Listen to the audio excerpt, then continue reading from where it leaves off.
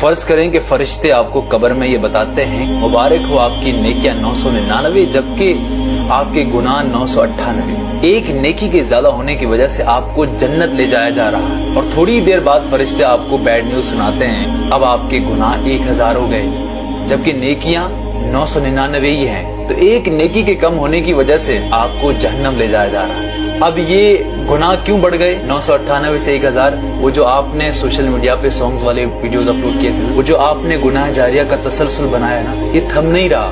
یہ لوگ اس آپ نے جو ساؤنڈ اپلوڈ کیا تھا اس پہ ویڈیوز بناتے جا رہے ہیں، وہ جو غلط ویڈیوز آپ نے اس کو شیئر کیا تھا نا، وہ ابھی تک دیکھ رہا ہے، وہ ابھی تک شیئر کر رہا ہے۔ تو اس طرح کی چیزیں جب آپ کرتے ہیں تو آپ کو کبھی معافی نہیں ملتی۔ ایٹ اے ٹائم اللہ سے آپ رو کر معافی مانگے گا، اللہ معاف کرے گا، لیکن آپ نے دوسرے کو بھی شامل کیا ہے تو یہ سلسلہ کبھی ختم نہیں ہوگا۔ اسی طرح جیسے آپ ثواب جاریہ کا کام کرتے ہیں تو یہ ہمیشہ چلتا رہتا ہے۔ گزارش کرتا ہوں کہ یار ایسا کوئی گناہ نہ کرو جو ہمیشہ چلتا رہے۔ کچھ ایسے گناہ ہیں، میں کہتا ہوں بھلے بڑے بھی ہوں، اللہ سے ایک بار معافی مانگنے پہ اللہ معاف کر دیتا ہے، وہ معاملہ رفع دفع ہو جاتا ہے۔ گناہ جاریہ کا تسلسل کبھی نہیں رکتا۔